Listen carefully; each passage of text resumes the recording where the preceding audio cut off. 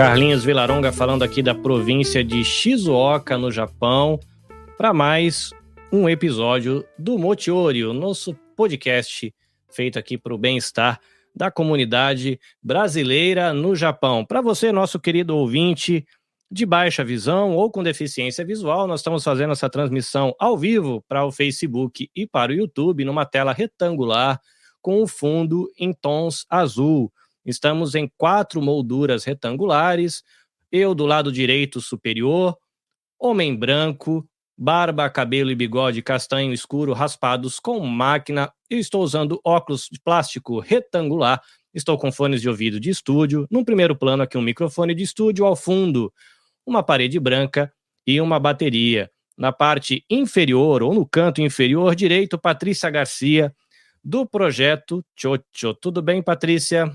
Tudo bem, Carlinhos. Boa noite.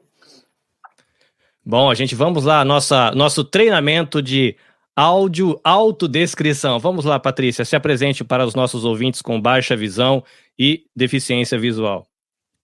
Então, eu sou mulher, eu tenho cabelos na altura dos ombros, escuro, estou vestindo uma camiseta preta e um terno claro.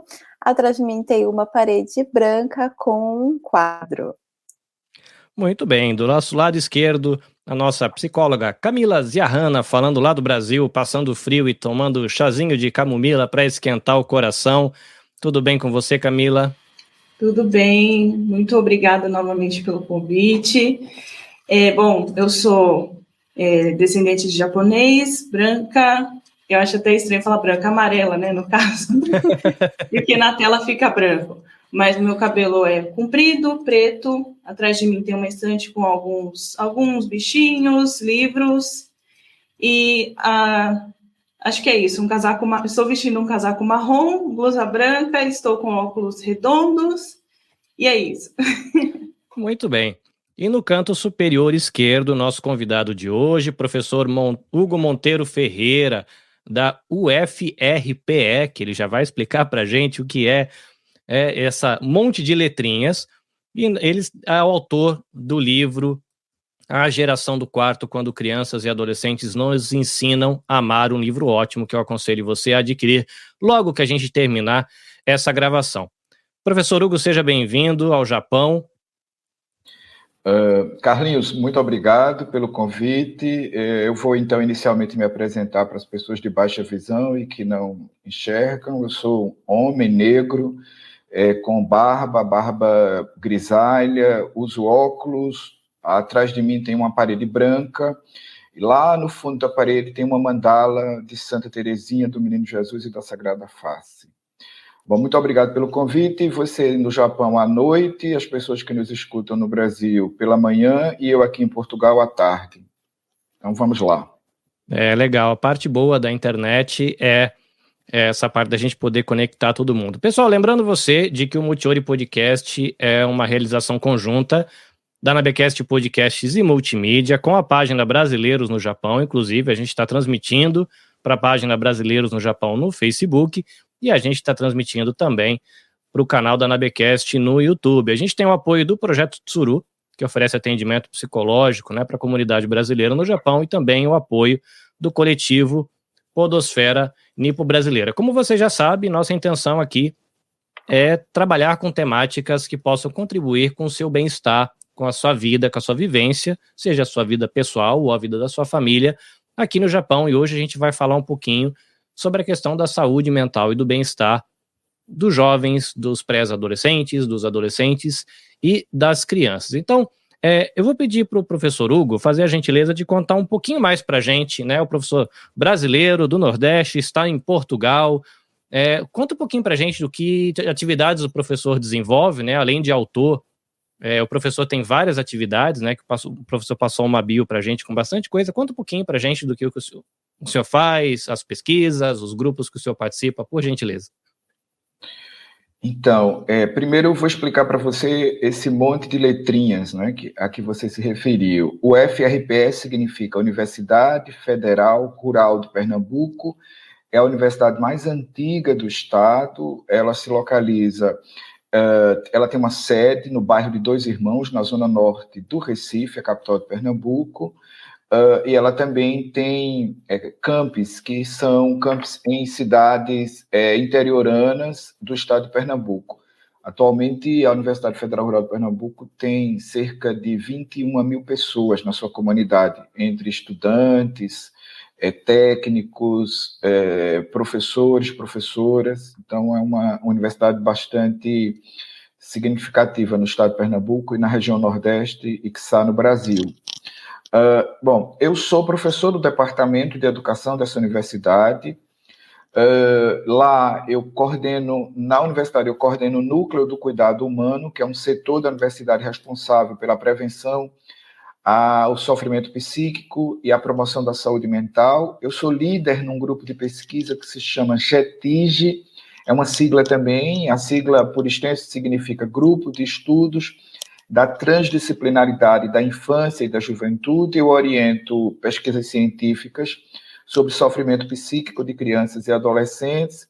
Sou escritor de literatura de ficção para crianças e adolescentes e jovens. Em 2014, eu fui finalista no Prêmio Jabuti com o livro Emílio, ou Quando os Sinais Convocam ao Lado.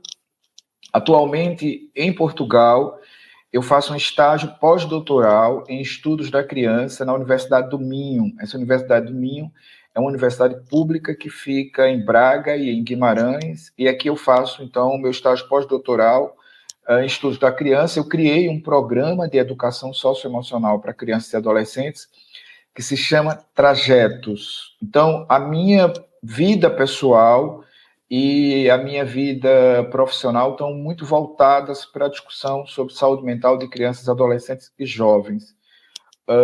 Bom, é mais ou menos isso. Eu não sei se... Bom, minha formação, eu tenho uma formação interdisciplinar. Eu tenho formação na área de letras, tenho formação na área de pedagogia, eu tenho formação na área de psicologia, eu tenho mestrado na área de letras, doutorado na área de educação, pós-graduação na área de neuropsicologia e psicologia cognitivo comportamental, e faço esse estágio pós-doutoral em estudos da criança. Bom, em termos de formação é isso, e a minha vida, bom, publico artigos, dou cursos, ministro palestras, dou muitas entrevistas, essas coisas da vida de um pesquisador, de um professor, de um terapeuta no Brasil e pelas redondezas do mundo. É isso. Bom, e não dá nem para negar que ama criança e adolescente e essa garotada da nova geração, né? Porque a temática sempre circula essa garotada, né? Sempre. Eu sou completamente...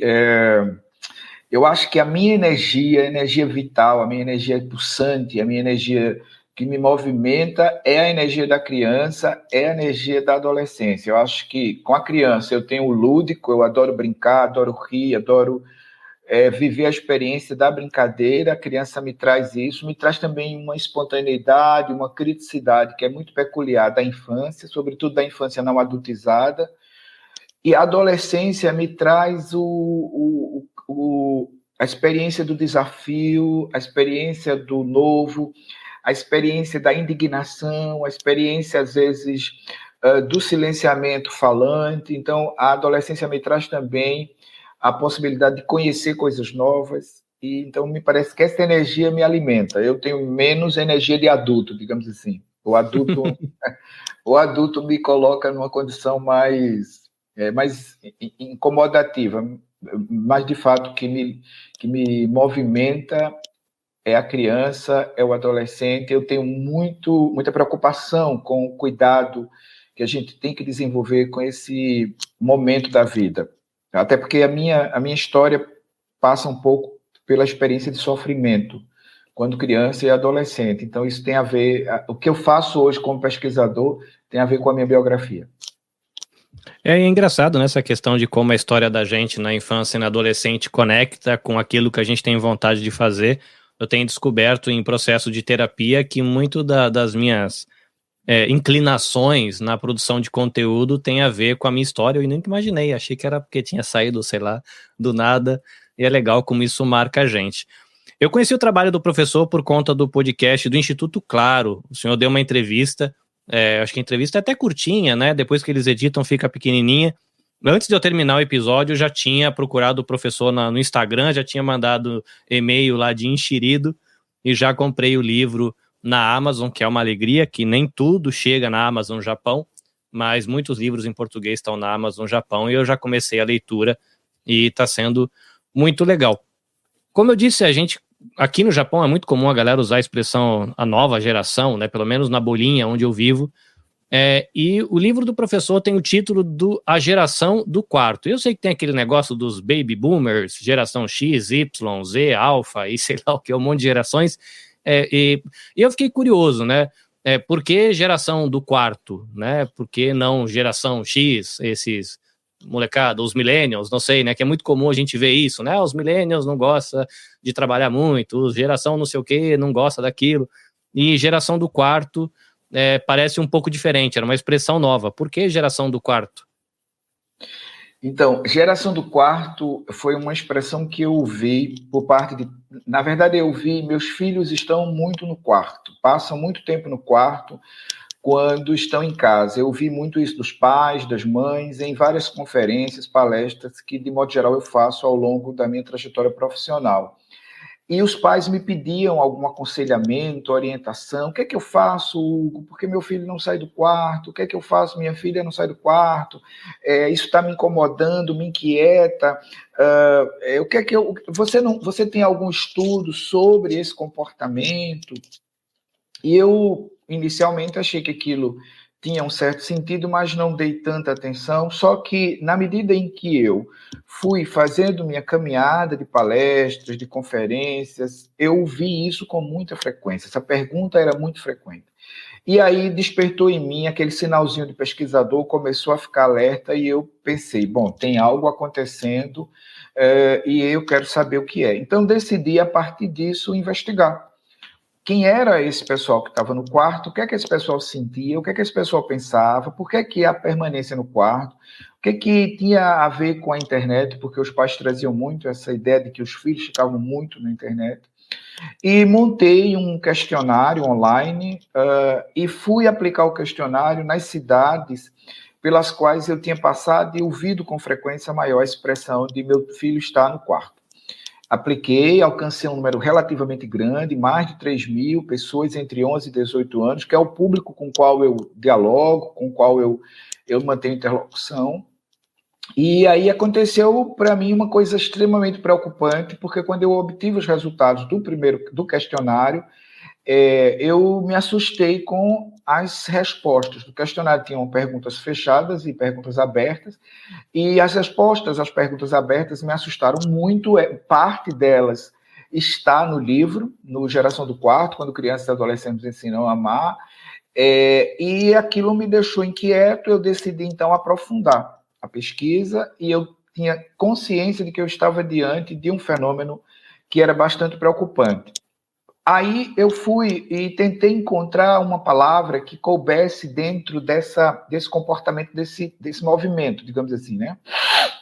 E achei que a palavra geração, ela se adequava. Então, daí surgiu a palavra geração. Eu fiz um estudo conceitual da palavra geração. Essa palavra geração, no caso da minha pesquisa, ela está muito fundamentada no pensamento do Karl Mann-Ryan. O Mann-Ryan foi um grande estudioso do que seria geração. Então, ele ultrapassou a ideia de geração simplesmente por questões cronológicas, biológicas, etárias, e é um pouco desse conceito que eu tento trazer no livro A Geração do Quarto. Então, a partir daí, eu criei a palavra, discuti o conceito, fui aprofundando o conceito e desenvolvi a pesquisa. Depois do questionário, de 3.115 pessoas atendidas, quer dizer, respondentes, eu fiz um recorte para 238. Essas 238 pessoas, elas têm um perfil, elas passaram pelo bullying ou cyberbullying, elas se automutilaram, tentaram suicídio mais de uma vez, elas passam mais de 6 horas do dia, quando estão em casa, dentro dos quartos, elas têm uma intensa dificuldade de comunicação com a família, quer dizer, a comunicação face a face dessas pessoas é muito complicada, e usa excessivamente a internet. Então, esse é um perfil. Com esse perfil, eu recortei 238 pessoas das 3.115 entrevistei essas 238 pessoas e fiz rodas de discussão. Então, a metodologia que resultou no livro é exatamente essa. Questionário, entrevista semi-estruturada e roda de discussão. Depois do material todo pronto, eu decidi, então, não publicar artigo. Eu decidi publicar um livro que tivesse um tom de ensaio, que é exatamente o que eu fiz no meu livro. O livro tem um tom de ensaio. Esse tom de ensaio, o que é que eu quero dizer com isso? Ele tem uma finalidade, do ponto de vista da linguagem, de alcançar crianças a partir de 11 anos, adolescentes, pais, mães, tias, professores, professoras, terapeutas, psicoterapeutas, público em geral. Eu fiz um livro, portanto, para alcançar o Japão, como eu estou aqui. Pronto, foi por isso. Então, esse livro foi para chegar no maior número de pessoas possível, porque eu me dei conta de que havia um certo desconhecimento por parte das famílias e também por parte das escolas. Então, em razão disso, eu fiz, portanto, um livro que tem uma linguagem que é, digamos assim, uma linguagem consistente, coerente, mas é uma linguagem acessível.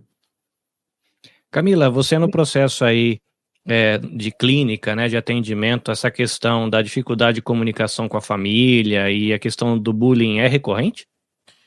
Muito, muito, e como o professor está dizendo, assim, a quantidade de horas que eles passam, para a gente já é, assim, nossa, 6 horas, né? É quase um dia, quase metade desse período, o que ele poderia estar fazendo de diferente, mas o isolamento dentro de casa também contribui muito para isso, né? Muitas famílias, os pais estão trabalhando, não tem com quem deixar a criança, e isso acaba se tornando um hábito. Patrícia, você trabalha com outro público, né? Que não é o público que vai para atendimento, mas é uma galera ali que está querendo se desenvolver. E aí? É recorrente no teu universo também, na tua bolinha? Também é. É a realidade que a gente tem, né? E assim, eu vejo que é uma questão mundial, tanto no Brasil quanto aqui no Japão e em outros lugares, porque a gente tem, na verdade, assim, aqui também, por exemplo, a comunidade, ela trabalha muitas horas, as crianças acabam ficando sozinhas, e o recurso que acontece é a internet, né, as redes sociais. E uma outra questão que eu percebo é que quando a família está junto, está em casa, os adolescentes e as crianças continuam no quarto porque a família também está nas redes sociais. Sim. Esse é um ponto que a gente vai trazer, que o livro, inclusive, eu vou chamar o livro de provocativo, né? Ele é uma leitura muito agradável, né? Como o professor falou, para que ele seja lido, né, por pessoas de 11, 12, 13 anos. Então, nesse sentido, é uma leitura bem gostosa de fazer, não tem palavras difíceis, é fluido, não tem aqueles negócios que tem que ficar 6 meses pensando para entender uma frase. É gostoso de ler, mas é um livro provocativo, às vezes ele é meio incômodo, né, porque ele não fala só com a criança, né, o professor dá umas cutucadas nos pais, assim, que é muito interessante. Uma coisa que me surpreendeu bastante no livro, assim, é muito agradável, são as poesias e as músicas que são ali no início dos capítulos. Eu fiquei surpreso, porque é música pop, né? Eu não imaginava, né, num livro que tem uma temática aí de saúde emocional, imaginei um livro assim bem técnico, e aí já começa com música pop, eu dei um pouco de risada, porque quebra, né, o gelo, né, a gente se identifica, né, com aquelas poesias, ao mesmo tempo que o livro tem uma característica que para mim ela é muito chocante, às vezes ela é doída, de que o professor dá voz a essa garotada, né? Não é só a sua palavra no livro, mas o professor dá voz a essa garotada. E eu fiquei curioso do porquê dessa escolha, o porquê das poesias, o porquê da música e o porquê da voz da garotada ali, e não o pesquisador expondo a sua opinião. Então, porque eu sou partidário de uma ideia, Carlinhos, que é a seguinte: eu acho que nada sobre mim sem mim. Entende? Eu não posso falar sobre crianças e adolescentes sem crianças e adolescentes Ou seja, eu preciso ouvi-los e eu preciso ouvi-las.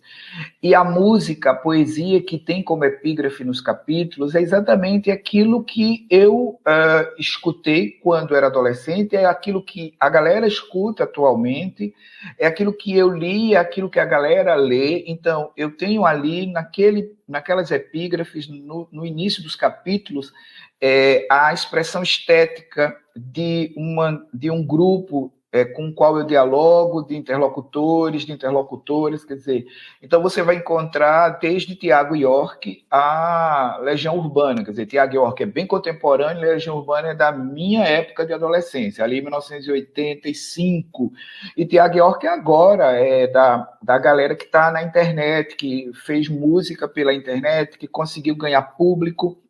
E o que é que eu entendo?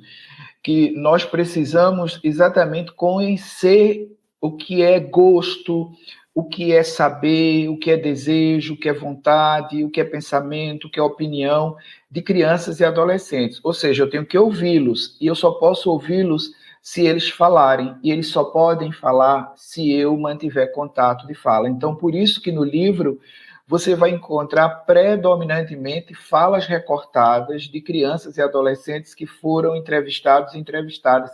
E eu acho, sinceramente, que esse é um ganho do meu livro. E eu acho, sinceramente, que essa também é uma característica muito importante no tipo de pesquisa que eu desenvolvo.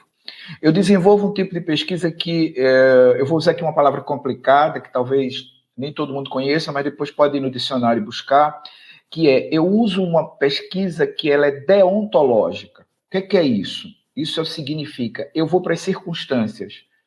Eu não pretendo entrar no campo de pesquisa com as regras prontas. Eu quero que as regras sejam mostradas como que se dão. Então, eu só posso fazer isso se eu ouvir. E eu tinha que ouvir meninos e meninas. Então, assim, muitas pessoas me perguntam, Hugo, como eles falaram, como elas falaram? E eu digo, eu me coloquei à disposição da escuta. Você tem que se colocar à disposição da escuta.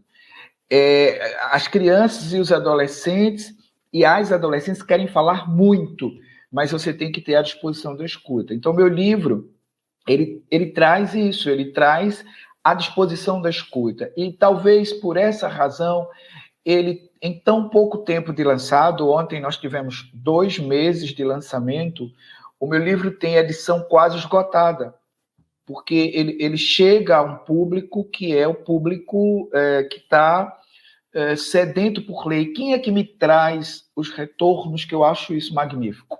Magnífico aqui, Camila e Patrícia. São as mulheres.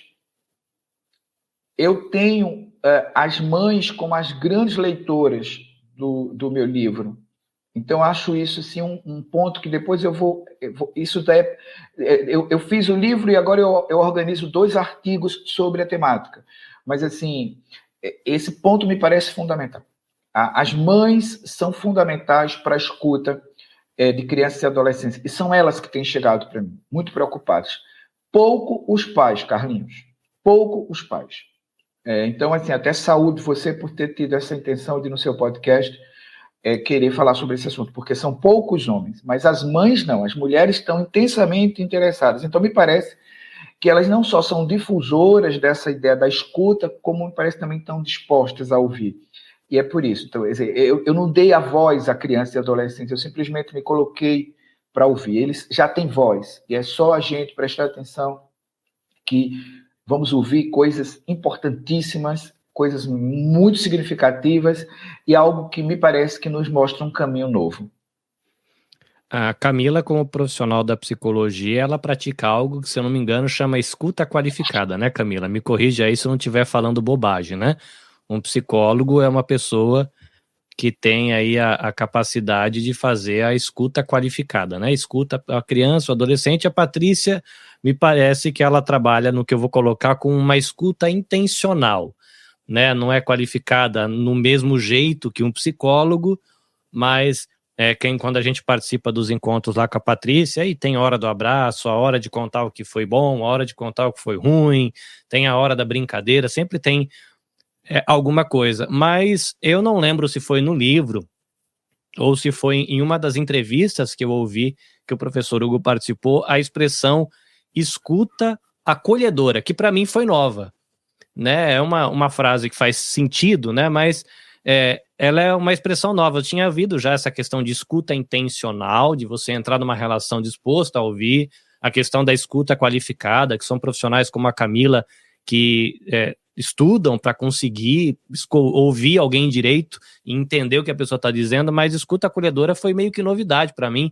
E eu queria que o professor explicasse um pouquinho o que é essa questão da escuta acolhedora, que para mim foi muito, muito interessante.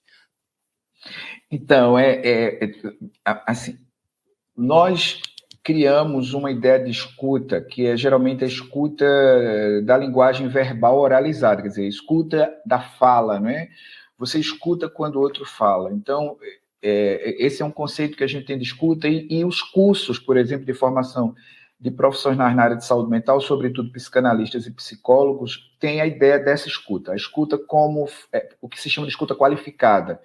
Mas a escuta qualificada não pertence exclusivamente aos profissionais da área de saúde mental. Por óbvio que eles têm uma verticalização maior dessa escuta por conta do tempo que estudam, da prática clínica, enfim. Esse é um ponto importante. A escuta, portanto, ela é fundamental para pais, para mães, para professores, para professoras, para jornalistas, para todas as pessoas que lidam com pessoas, ou seja, as inter-relações precisam de escuta. O que é escutar? Escutar me parece que é aderir. Aderir necessariamente não significa concordar, mas significa que eu te respeito na tua opinião, na tua expressão, no teu desejo, na tua vontade. Eu te respeito. Não necessariamente concordo, mas eu te respeito. Então, escutar de forma aderente, me parece que esse é um ponto. Escutar de forma aderente significa escutar de forma não comparativa, ou seja, eu não te comparo. Eu te escuto, mas eu não te comparo. Eu sei que tu tens uma individualidade, que tu tens uma alteridade, então eu não te comparo. Eu sei que tu és uma pessoa e, portanto, como pessoa, tu tens uma especificidade, uma nuance que eu não posso te comparar a outra. Caso eu faça, eu vou ter que fazer uma espécie de enquadramento. Então, uma escuta aderente, ela é uma escuta não comparativa. Uma escuta não comparativa me parece que é uma escuta pouco julgadora ou não julgadora, e é uma escuta não sentenciadora. Então, o que é a escuta acolhedora? É aquela escuta que não compara, não sentencia e não julga. Essa escuta, ela é fundamental para você conseguir ajudar alguém que está em sofrimento psíquico. Seja desenvolvida numa clínica psicológica, seja desenvolvida num consultório psiquiátrico, seja desenvolvida numa escola, seja desenvolvida dentro de casa, essa escuta significa eu te compreendo, eu sou aderente ao que tu és, eu te respeito, eu te acolho. Então, a palavra acolhedora, quando a adjetiva escuta, ela tem por intenção desconstruir as comparações, os julgamentos e as sentenças. Por isso que ela parte da ideia de aderência. Eu tenho feito estudos sobre escuta. Então, há uma série de discussões hoje que eu desenvolvo sobre a ideia de escuta. E é exatamente essa série de discussão que eu desenvolvo sobre a ideia de escuta que me possibilitou ajudar o Unicef na criação de um programa chamado Pode Falar, que é um programa aqui no Brasil criado durante a pandemia para atender adolescentes e jovens entre 13 e 24 anos. A ideia da escuta acolhedora, que também pode ser chamada, em alguns casos, de escuta sensível e, em outros casos, de escuta ativa. Todas essas escutas são qualificadas, entende? Todas essas escutas são qualificadas, mas não são as escutas psicoterapêuticas. Elas necessariamente não são as escutas psicoterapêuticas, mas uma escuta psicoterapêutica, no meu entendimento, precisa ser acolhedora. Eu não sei se eu consegui explicar para você o que é escuta acolhedora. É você não julgar, não sentenciar e respeitar a alteridade. Isso é legal, né? Pré-adolescentes e adolescentes, eles sempre tentam se encaixar no mundo, né? Tem a sua tribo.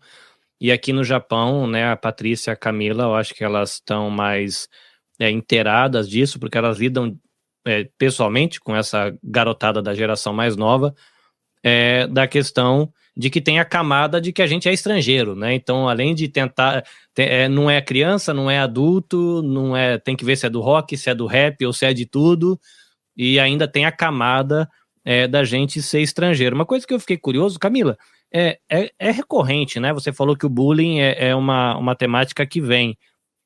O livro, ele trata um pouquinho da questão da automutilação, que para mim é um negócio assustador, porque eu não me lembro de ter tido contato com famílias ou com jovens que tenham enfrentado isso, e é um negócio que assusta um pouco, né? Porque o livro fala que muita gente não percebe, mas é recorrente, Camila, tem isso, né? Você percebe isso, assim, sei lá, com certa frequência na comunidade brasileira aqui no Japão? Sim, os casos de eu costumo dizer autolesão, né? Algumas pessoas falam automutilação, mas é muito comum em adolescentes, principalmente naqueles que as famílias têm um índice de cobrança muito alto em relação à produtividade. O Japão também é um país que contribui, né, nessa questão da cobrança da produtividade, da qualidade da produção dessa criança. Isso é ensinado lá desde a escola. Você tem que estar produzindo, né, que o ócio é uma coisa ruim. Em algumas escolas isso é muito difundido culturalmente, então é muito comum, sim, principalmente em adolescentes, onde, além dessas cobranças, a criança não tem, eu digo criança, mas também o adolescente não tem esse espaço, né, que o professor está trazendo, de poder ser escutado, de poder ser acolhido.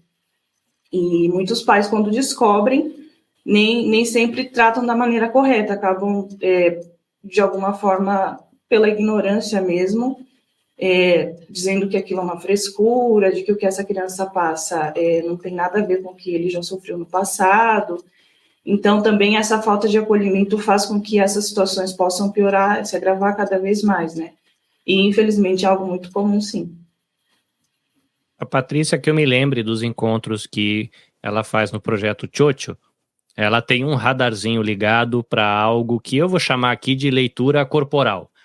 Né? Ela bate o olho, ela consegue saber se a criança está à vontade, se não está, se a criança está mais aberta para o contato, e eu percebo que ela tem um certo tato de manter a distância quando ela vê que precisa de distância, ela tenta encontrar um caminho de aproximação, inventa milhões de desculpas, e tem os joguinhos na hora que a criança chega, né? Tem opções para a criança escolher qual fica à vontade, se tem um toque de mão, ou só um toque de pé, ou só um sorriso à distância. Mas, Patrícia, minha curiosidade, pela tua experiência aí com vários meses já, talvez, não sei se já chega a anos de trabalho aí com o Chocho aqui na comunidade, na região. Nós pais, agora fazendo, eu me colocando no balaio aqui, você acha que a gente tem feeling, sensibilidade para fazer essa leitura corporal, ou ouvir o que o corpo está dizendo? E essa provocação aqui também é interessante, porque depois eu vou jogar essa peteca para o professor Hugo, mas você acha que nós pais aqui no Japão somos sensíveis para o que o corpo dessa criançada está dizendo, ou no geral não? Alguns, né? Essa pergunta é provocativa. Na verdade, sim, para a gente ter esse olhar, é importante a gente ter atenção e foco.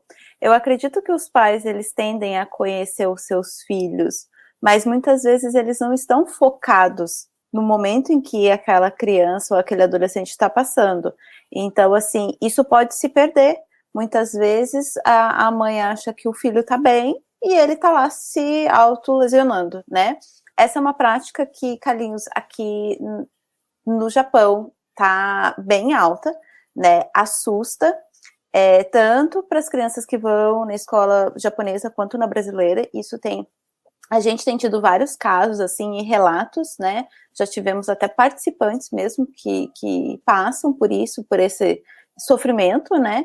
E é importante, uma coisa que a gente sempre fala com as famílias é estar conectado com essa escuta e dar esse espaço para se comunicar. O que acontece é que às vezes o indivíduo está tão focado em si que ele acaba não... É uma escuta assim, ele ouve, mas ele não presta atenção, ele não está se importando com o momento do outro. Então, tem muitos pais que conseguem perceber, muitas mães, como o professor falou, né? O nosso público principal que procura a gente são mães que consomem o nosso conteúdo, são mães e que estão preocupadas também, né? É o público de mães e... Então, assim, é preciso ter o olhar, é preciso ter o foco.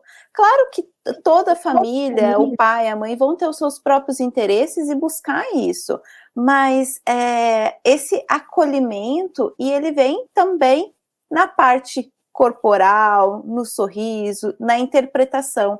Uma coisa que eu sempre comento, né? A comunicação, ela se dá muito pela interpretação. O que a outra pessoa fala e o que eu entendo do que ela está falando, né? O acolher. E como o professor mesmo falou, essa interpretação sem julgamento, né? Ele tem esse espaço para falar. E eu acho muito bacana o professor trazer isso, porque no Tchotcho a gente trabalha muito esse acolhimento, essa escuta, né? Como tu mesmo já participaste e tem a experiência. E a gente escuta coisas incríveis do potencial que as crianças e os jovens têm, mas também a gente escuta coisas que deixam a gente muito preocupado, como é essa realidade que a geração está vivendo da autolesão, né? Uma coisa que o livro do professor Hugo foi bem provocativo, assim, me deixou pensando, é um capítulo onde o professor conecta corpo e mente, algo como se a gente tivesse que desenvolver a habilidade de ouvir o que o corpo das crianças e dos adolescentes está dizendo. E eu queria pedir para o professor desenvolver um pouquinho essa ideia, porque eu achei ela muito interessante, que, né, como o professor falou, quando a gente fala de escutar, a gente pensa em som, né? A gente pensa no que a criança está falando, reclamando, resmungando pela casa, e às vezes pode ser uma criança que fica em silêncio o tempo todo, e eu achei muito interessante essa ideia de criar a habilidade de ouvir o que o corpo desse adolescente, desse jovem ou dessa criança está dizendo.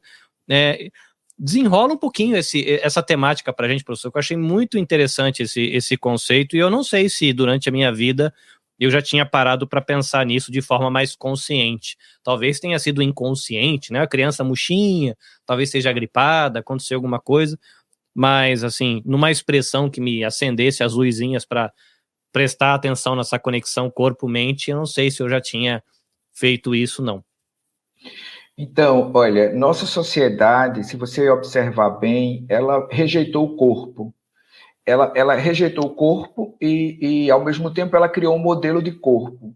Então, o corpo dócil, o corpo agradável, o corpo que atende às expectativas, esse corpo ele foi, de certa forma, aceito. E um outro corpo, um corpo que não atende às expectativas, que não é dócil, que é um corpo que se revolta, digamos assim, esse foi rejeitado, esse foi colocado de lado, esse foi colocado em segundo plano, terceiro plano, quarto plano, a mesma coisa o que nós fazemos com as emoções, quer dizer, nós tratamos as emoções de forma secundária, elas são pouco relevantes, elas têm pouca importância.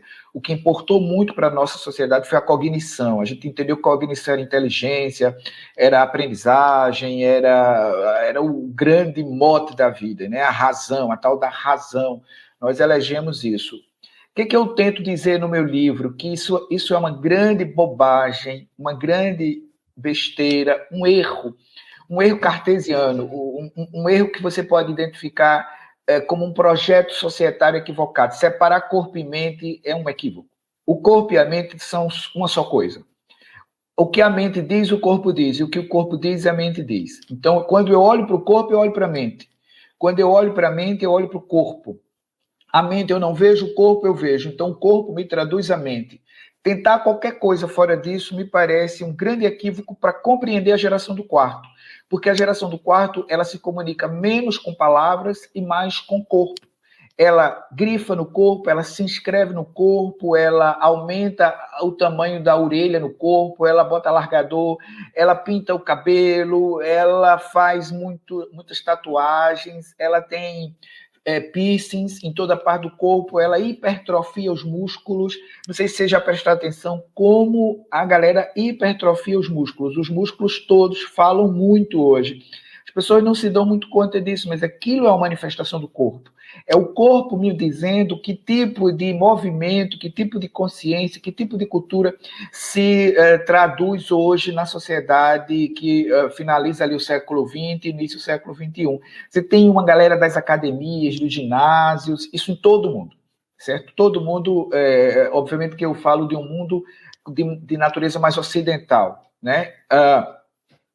O corpo, portanto, ele está aí presente. E eu posso ter essa expressão toda sem o sofrimento. Eu posso ter a expressão da hipertrofia do músculo, dos piercings, da tatuagem, sem sofrimento. Isso pode fazer parte de toda uma característica minha própria, não tem absolutamente nada a ver com sofrimento. Mas o que acontece? A geração do quarto tem tudo isso e o sofrimento. Então, quando você fala de autolesão sem intenção suicida, que também a gente chama de automutilação e comumente é conhecido como cortes, eu diria que nós temos uma epidemia de autolesão. É uma epidemia. Todas as escolas têm crianças e adolescentes que se cortam. E o que é perigoso é que a gente ignora isso, e o que é mais perigoso, além de ignorar, é que quando a gente toma conhecimento, não dá o devido valor.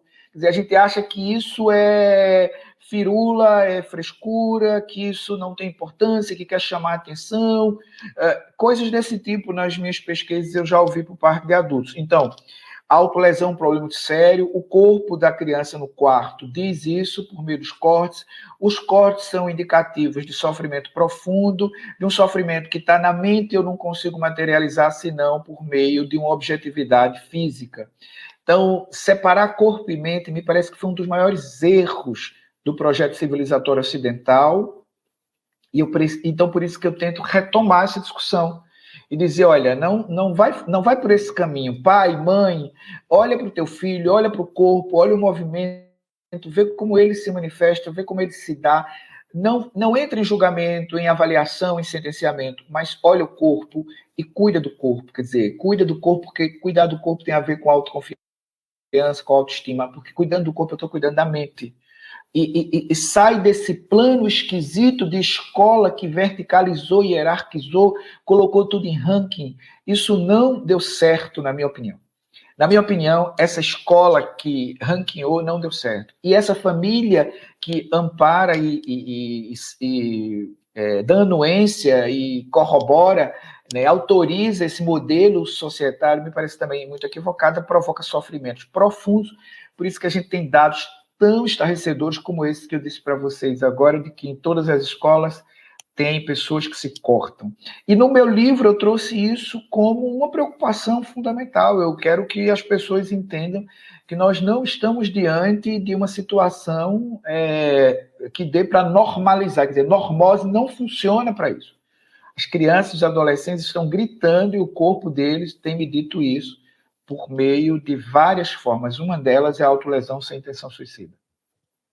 É uma temática bem séria e que a gente precisa desenvolver a habilidade de ficar observando. Me assusta no livro quando o professor conta, né, relatos de famílias que não perceberam, né, filho ficando careca, filho ficando sem unha, filho pingando sangue pela sala e as famílias não perceberam. Uma ressalva aqui, pessoal, por conta da agenda da Camila, psicóloga, ela está lá na Manhã do Brasil, ela veio aqui representar a equipe do Projeto Tsuru, que sempre está aqui, os psicólogos disponíveis, né, para dialogar, para a gente conversar sobre a questão do bem-estar. Camila, obrigado, eu sei que você tentou encaixar aí antes do seu período aí de consultas e de trabalho, obrigado. Deixa, por favor, o @ onde o pessoal lhe encontra. Bom, queria muito continuar, porque está sendo muito rico esse papo, assim, eu gosto muito de escutar, né? E o link do contato está aí aparecendo o meu nome, Camila Ziarrana, é só colocar @psicamilaziarrana ou @projeto_tsuru, que alguém da equipe vai conseguir entrar em contato com você, né? E aproveitando a fala do professor, né, já que temos a oportunidade de ter outros serviços, né, de saúde mental hoje em dia no Japão, busque ajuda, né, não se isole. Hoje em dia, o acesso à tecnologia, usar esses benefícios a nosso favor é importante. Muito obrigada novamente pelo convite. É um prazer estar aqui, mas preciso sair, gente, para atender a minha agenda. Vai lá, boa consulta para você. Obrigado por ter levantado um pouquinho mais cedo para estar com a gente. Tenha um bom dia. Camila. Muito bem, ouvir a garotada conseguir enxergar a nova geração. Você que está chegando aqui, a gente está conversando com o professor Hugo Monteiro Ferreira, autor do livro A Geração do Quarto, quando crianças e adolescentes nos ensinam a amar, um livro muito legal, onde fala sobre a questão de bem-estar, mais especialmente de crianças que acabam sofrendo. Uma coisa que o livro, até onde eu li, se não me engano era o capítulo 9, esse, ou o capítulo 8, é a expressão, os filhos são chances. Eu achei o máximo, tanto a provocação da expressão, quanto as reflexões do capítulo. Mas eu queria aqui dar a oportunidade do professor desenvolver um pouquinho. Como assim? O filho é chance do quê? De gastar mais, de comprar fralda, de aprender o que é hipoglós? Não, quer dizer, também isso, né? Mas não só isso.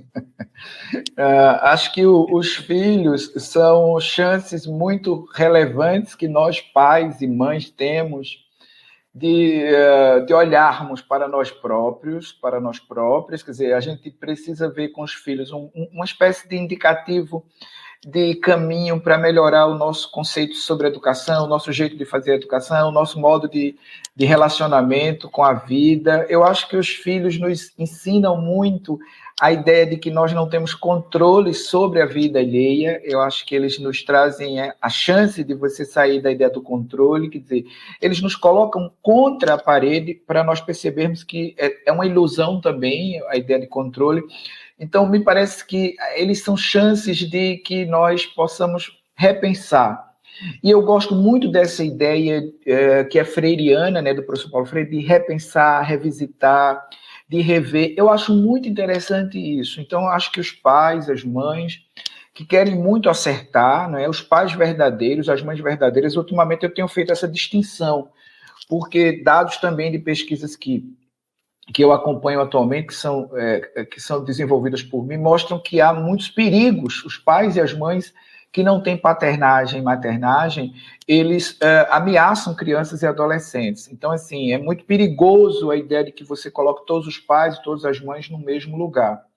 Tem pais e tem mães, eu estou chamando de pai e mãe, com paternagem, com maternagem, esses que verdadeiramente, ainda bem que é a maioria, se preocupam com os filhos, eles podem ter nos filhos e nas filhas uma grande chance de revisitar a sua própria história de vida e de perceber que o barato de uma paternagem, de uma maternagem, de uma parentalidade, o barato disso tudo é a gente aprender com eles e com elas. Quer dizer, na medida em que a vida vai nos permitindo reconhecer e a vida vai nos permitindo engrandecimento, enriquecimento.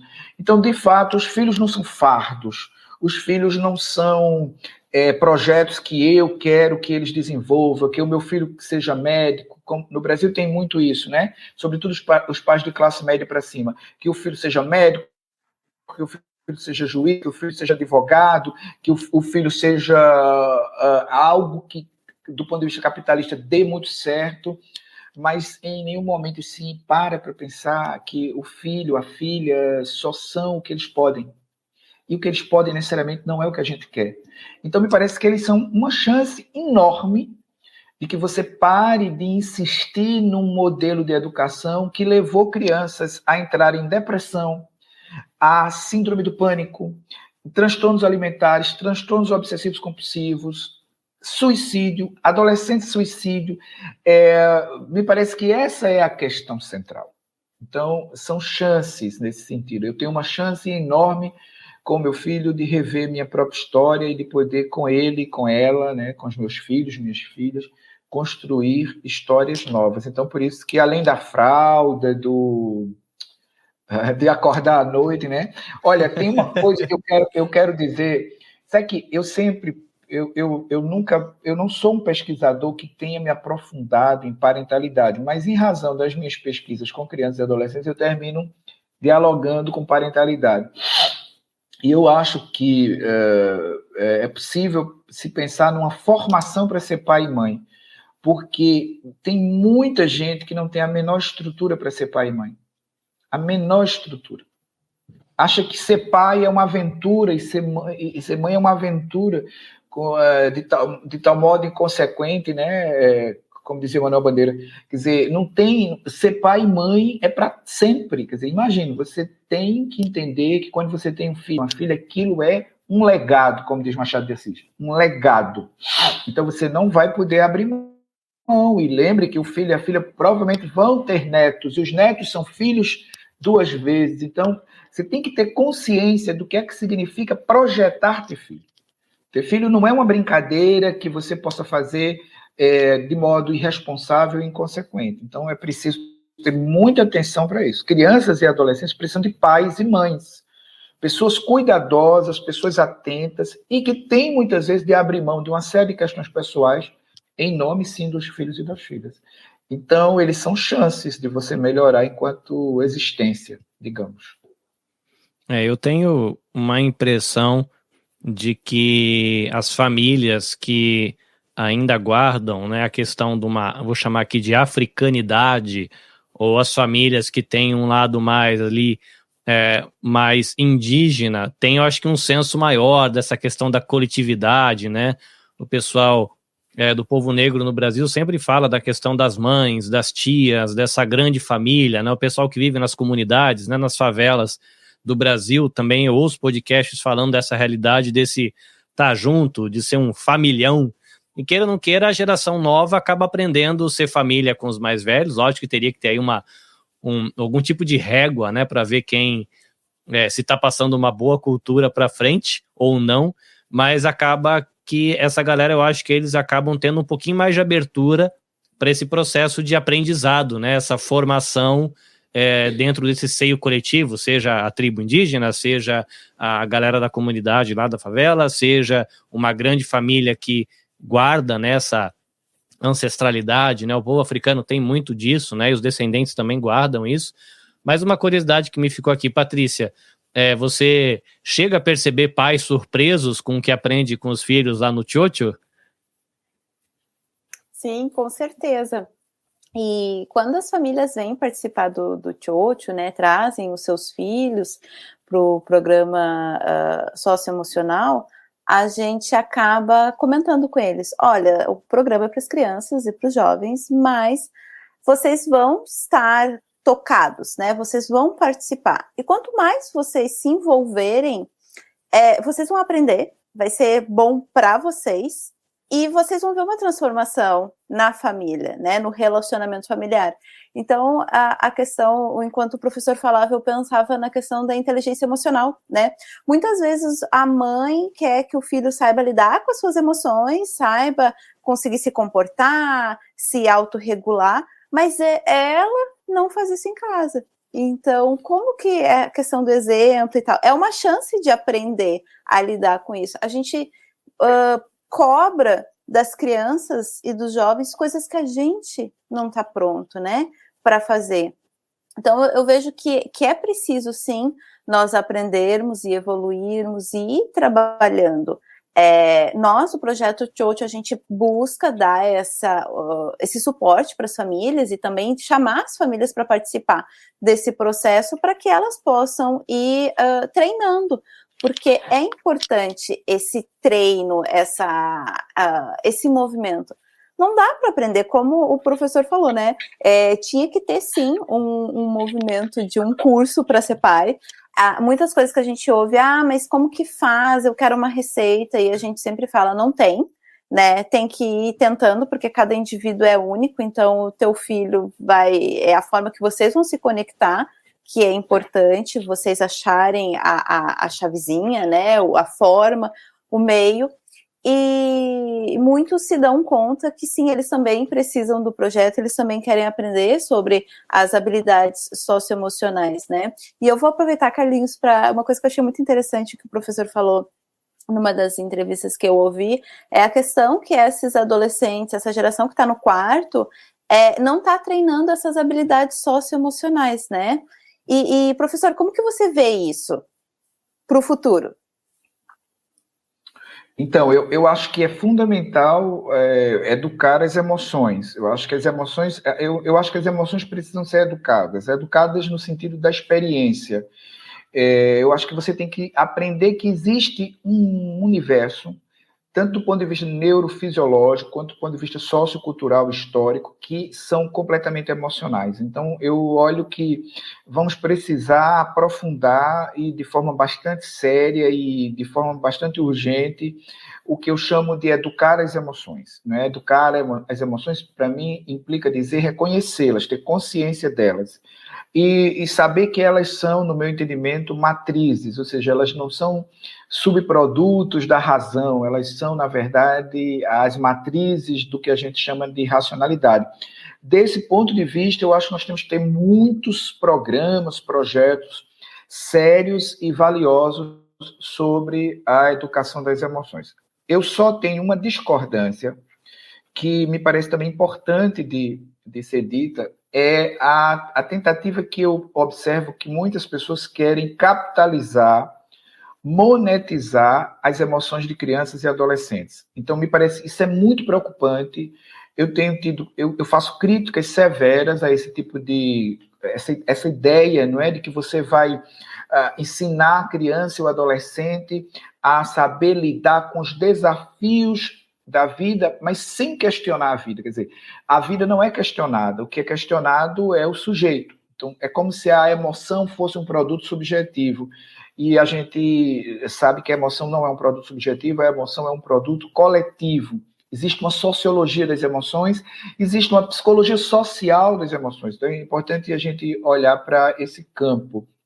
E nesse aspecto, eu acho, Patrícia, que nós temos que olhar para os povos originários, fazendo uma relação com o que o Carlinhos disse agora há pouco. Os povos originários, sobretudo os povos que lidam com as emoções por outro caminho que não são necessariamente os caminhos urbanizados. Por exemplo, eu faço pesquisas sobre bullying e cyberbullying. E em Pernambuco, na comunidade Chucuru, que fica em Pesqueira, que é um município de Pernambuco, lá foi a única comunidade em que eu não encontrei o fenômeno bullying.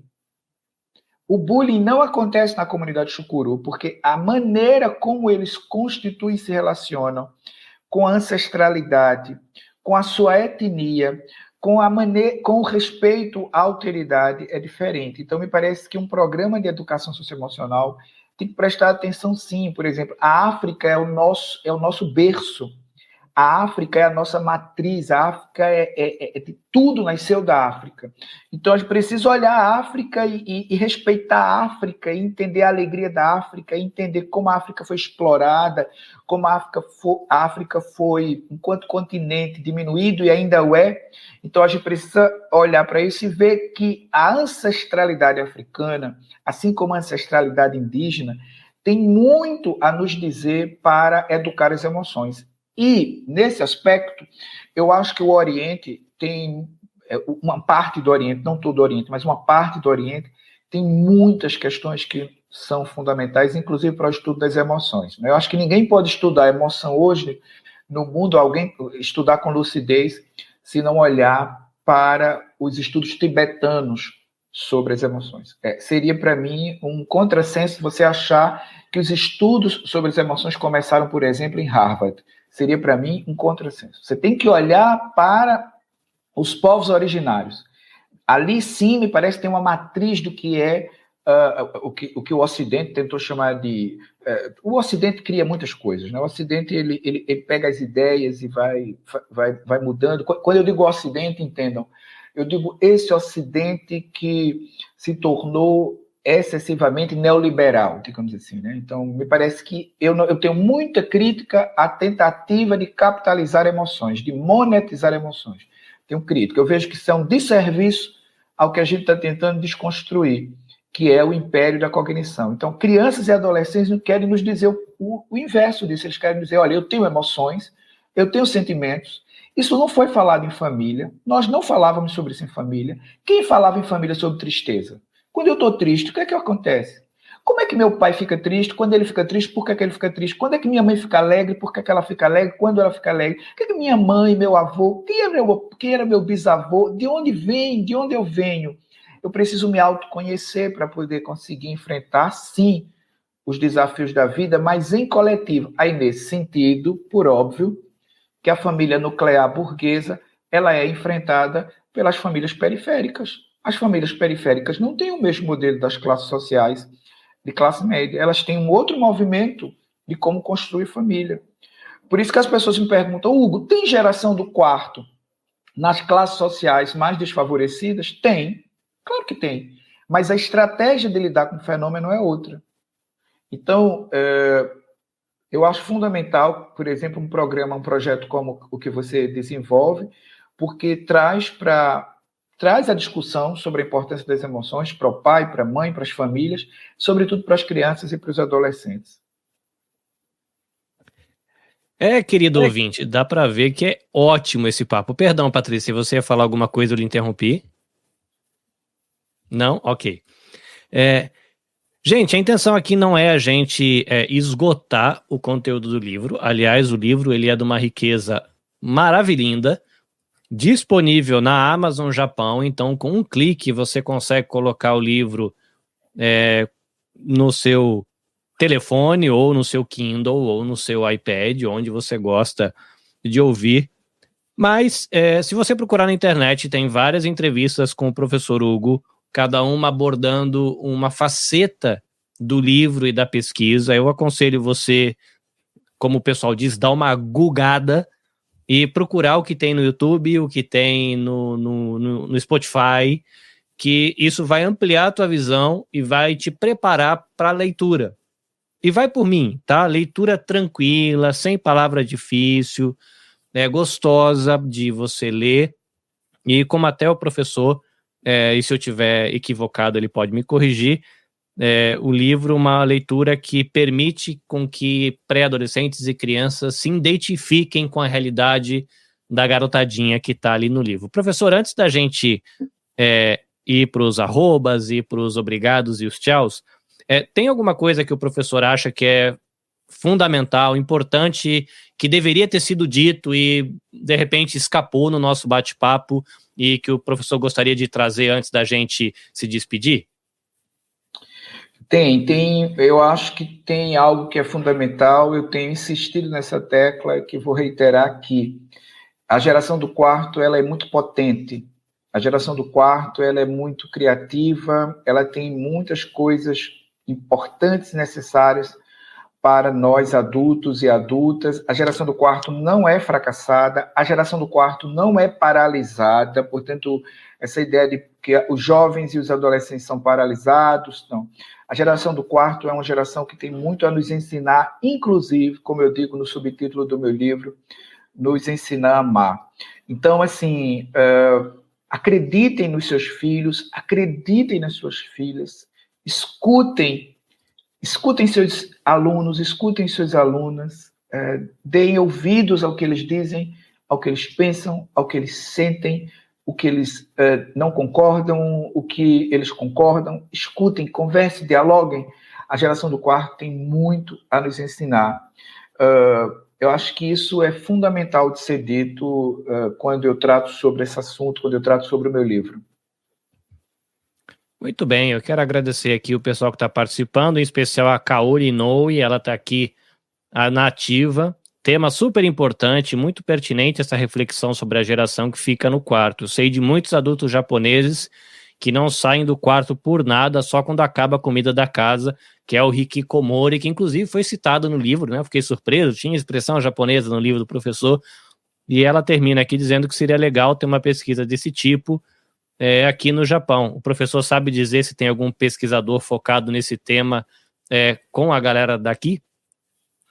Tem sim. Eu posso deixar com você depois referências para você passar para a comunidade, mas tem sim, porque o fenômeno que eu estudei no Brasil, que eu estudo no Brasil, que eu discuto no livro, ele também se dá no Japão e com características mais específicas, mas não só no Japão. É possível encontrar também na Itália, é possível encontrar aqui em Portugal, a Europa toda e outros países da Ásia também, você vai encontrar essas mesmas pessoas que moram no quarto.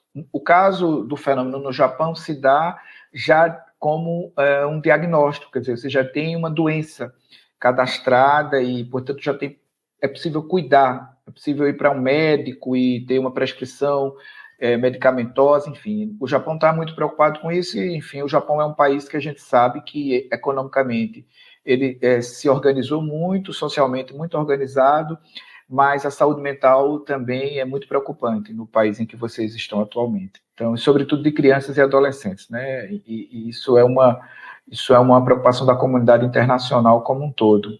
Então, tem pesquisas nessa área. Importante dizer que o meu livro pode ser lido agora aí no Japão, na versão Kindle, mas que eu estou disponível, viu, Carlinhos, para ir ao Japão. Se você me convidar, eu vou ao Japão. Sabe que dos países da Ásia eu sempre tive vontade mesmo foi de conhecer o Japão. O Japão, comer sushi e tomar chá verde, é bom demais. Professor, o professor citou outros livros que o professor tem, então se os nossos ouvintes ou os nossos aqui internet espectadores quiserem se conectar com o professor, como é que o povo lhe encontra? É via site, é melhor Twitter, é melhor Instagram? Qual que é o melhor caminho para o pessoal acompanhar seu trabalho, conhecer os outros livros, futuras publicações? Então, quem quiser me encontrar na internet pode me encontrar no Instagram, @hmonteiro-ferreira, é a rede social que eu mais utilizo, é o Instagram. Também no Facebook, Hugo Monteiro Ferreira, mas o Instagram é de fato o que eu mais utilizo, e também no Twitter. É possível me encontrar no Twitter. Eu tenho um canal também no YouTube, pouco usado atualmente, mas tem muita entrevista minha, muito material na internet. Se quiserem adquirir o livro também, pessoas que estão no Brasil podem comprar em sites de venda, entre eles a Amazon, mas tem o Brasil todo tem meu livro em livrarias físicas, mas a Amazon é o que realmente tem sido assim, um dos livros mais vendidos atualmente nesse site. Muito bem, Patrícia Garcia, do Projeto Chocho. Quem quiser conhecer o teu trabalho lá em Hamamatsu, e tem o Chocho itinerante também. Para onde anda o Chocho itinerante? O Chocho itinerante está à disposição de convites, né? Para quem quiser levar o Chocho itinerante, é só entrar em contato com a gente combina um encontro para as famílias, para as crianças e os jovens, de uma forma bem divertida, né, para falar sobre isso. Eu achei muito interessante duas colocações que o professor fez, que foi a questão realmente da ancestralidade, né, e aqui é importante levar em consideração a parte emocional dos japoneses e essa influência que tem sobre as famílias, né, de descendentes japoneses e a dificuldade de muitas vezes se falar sobre as emoções em casa. A gente pontua muito isso, professor, de as famílias trazerem o fato de, eu estou feliz, eu estou triste, por quê, o que aconteceu, né, de se reconhecer. E eu ainda brinco que ainda existe aquela situação de que as mães não choram na frente dos filhos, se escondem, os pais são sempre felizes, né, e que podem sim discutir, trazer isso e abordar esses assuntos. Outra situação, outra aspecto é a questão do potencial dessa geração, né? Eu concordo muito, e quando eu cheguei aqui no Japão, eu fui trabalhar com os brasileiros, eu via muito potencial e crianças e jovens com baixa autoestima, né? Então, assim, foi pensando nisso que a gente criou o Chocho, e a gente tem ajudado, já estamos aí há 3 anos, né?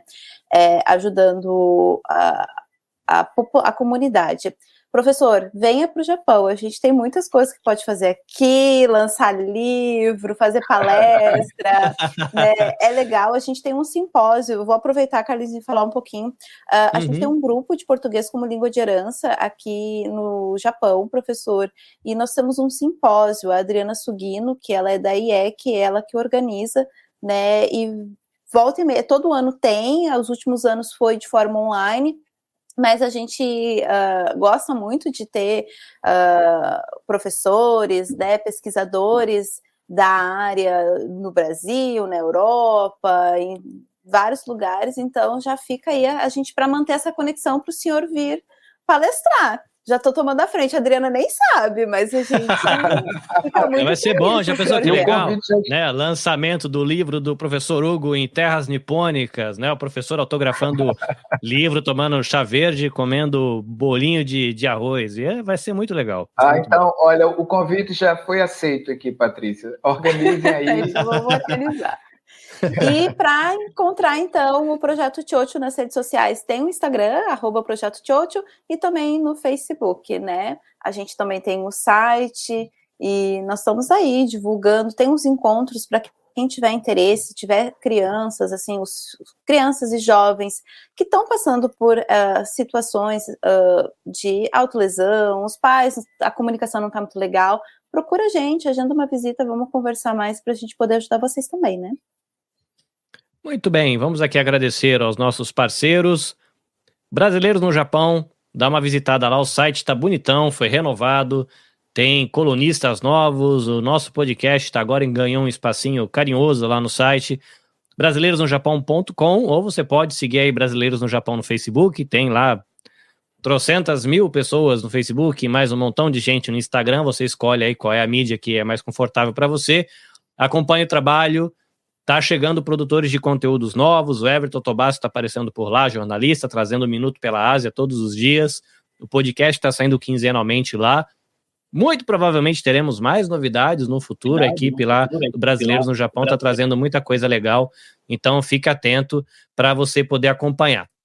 Lembrando aqui, Projeto Tsuru, atendimento nutricional, atendimento psicológico, fonoaudiológico, alguns atendimentos presenciais, muita coisa online também, português, espanhol, inglês, japonês.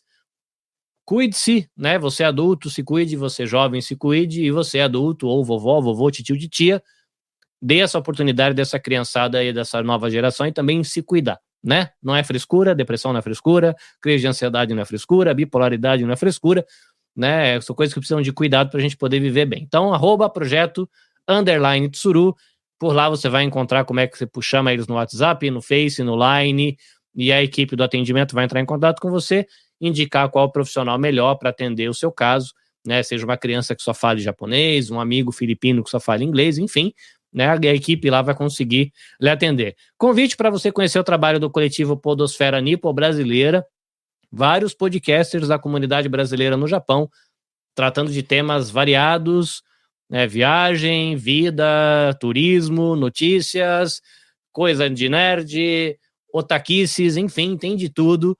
Dá uma visitadinha lá, @podnipobr, ou segue a hashtag podnipobr, conforme a galera for postando as coisas, vai aparecendo no seu feed, e você de repente encontra aí um conteúdo legal que pode atender você. Se você tá gostando do trabalho, faz uma visita lá no @nabecast.jp, deixa um alô lá também, que é legal. Se você está querendo lançar um podcast, está precisando de alguém para editar o seu podcast, fala com a gente, que a gente te ajuda também.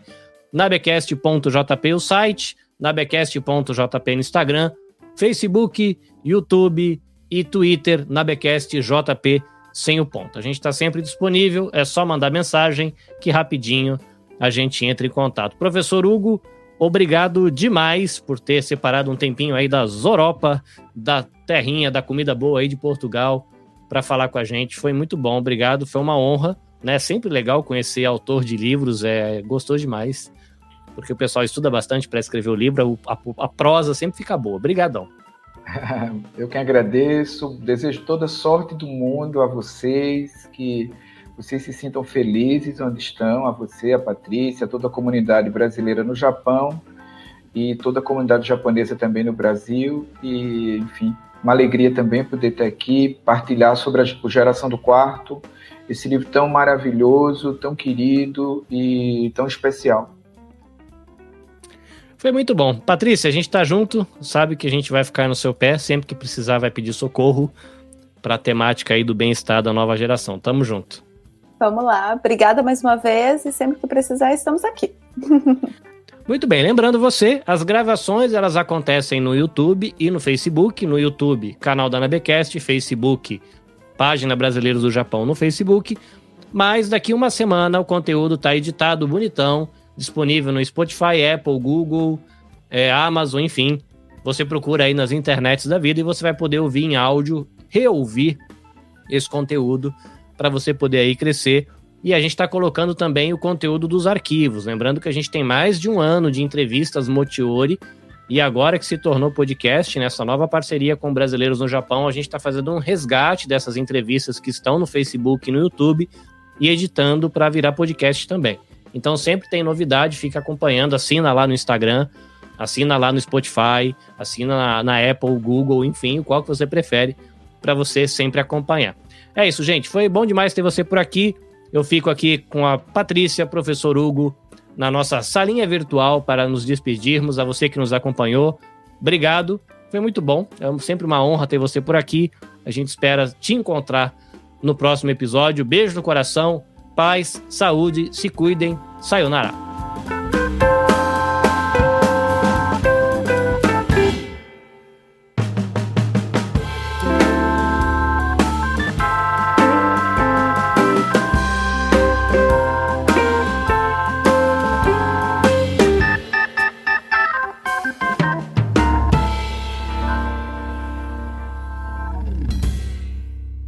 Este episódio foi editado pelo Nabecast. Saiba mais em www.nabecast.jp. Nabecast, conectando pessoas, desenvolvendo amizades, construindo parcerias e compartilhando vida através de podcasts.